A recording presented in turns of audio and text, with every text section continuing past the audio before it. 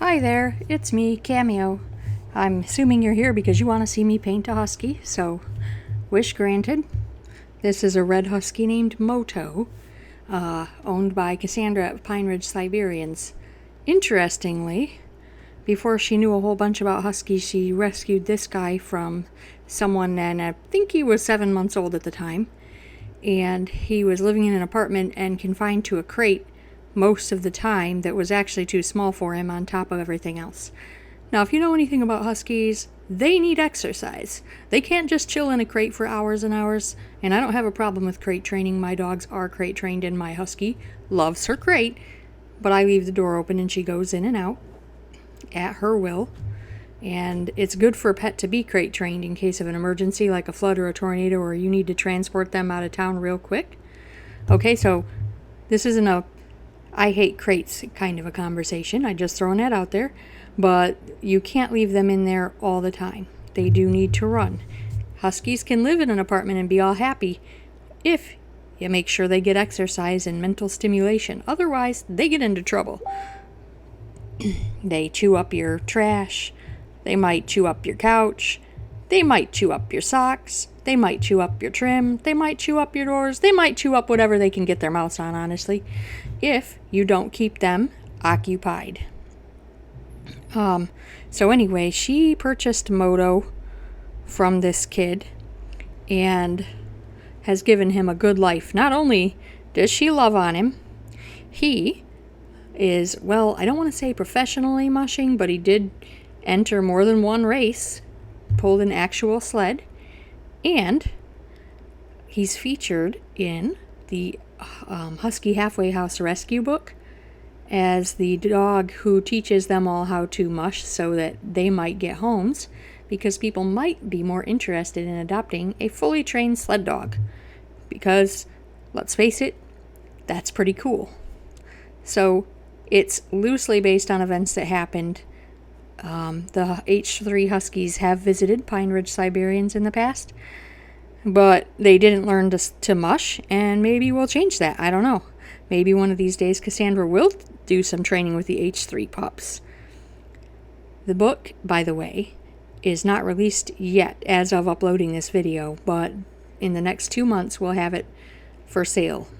We did already do the pre-sale for it and sold all 200 copies that we made available within 24 hours, which is pretty cool. The proceeds are benefiting Husky Halfway House. I am the illustrator for that book. Cassandra and Jenny from H3 are the writers. And I pause sometimes because I didn't plan what I was going to say for this video, so don't mind me. I'm painting this daylight lighting first, and then after this daylight version is complete, on the end, I'm going to show you how to paint the same picture but with night lighting, just because that's really cool.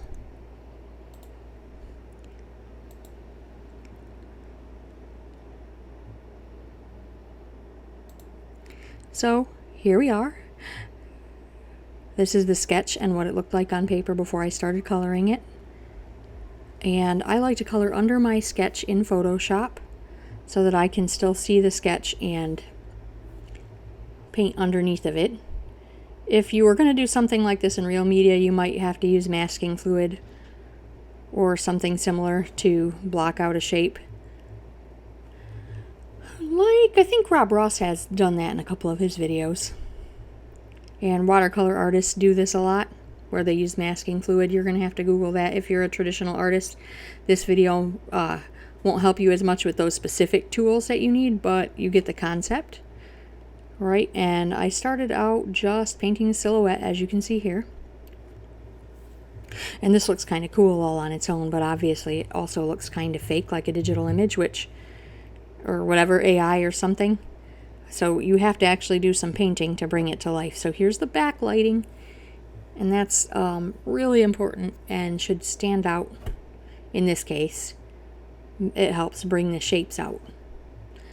And then when you're painting a night painting, you can't rely on color as much, so you need to pay attention to values, shape, and shadow even more than you normally would. It's always important, but in a nighttime painting where you are limited with your color palette, it's many times more important, so pay attention. Okay, now you can see the underdrawing there.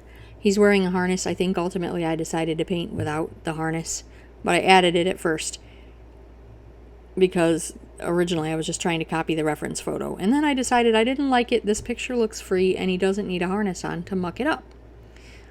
Moto is also the husky that's featured on the Singing Siberian pin set. If you guys don't know about those, Cassandra and I put them together, and they were collectible pins, all kinds of theme, but it was shaped like a husky howling, acrylic pin that you can wear.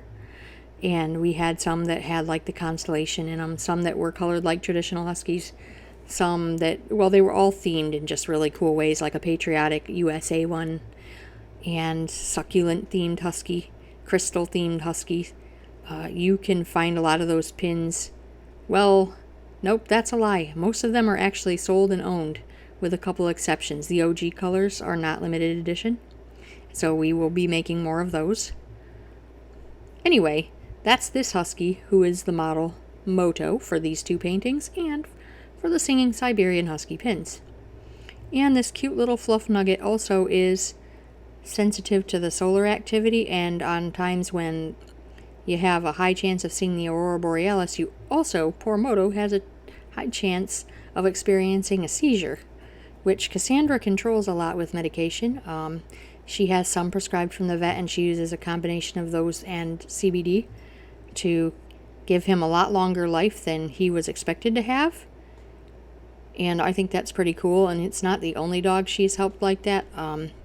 Her dog Diesel of Diesel's Bucket List also was given a cancer diagnosis and weeks to live, but she used oil to prolong his life, and she is working with her vet on it, so it's not just, somebody experimenting on their dog like a mad scientist. And both of those dogs have lived at least a year. I think Diesel's lived like 3 years longer than they expected him to, but I would have to confirm the number of years with her. Anyway, I think it's just cool that she goes the extra mile for these fluffers. And I wanted to focus on rescue dog stories on this channel and my art, so this Moto checks both of those boxes. And Diesel is kind of a rescue. He was a baby. I know babies kind of don't count because everybody wants a baby puppy, but he did get adopted from a rescue. So Diesel's Bucket List and Moto, the Singing Siberian from Pine Ridge Siberians, are both adorable, cute little rescues with nice little stories that I think have a happy ending, because both of them they're beating the odds for that cancer. And I expect them to live long and happy, healthy lives of being spoiled. So I'll see you guys around on the flip side in my next painting, okay?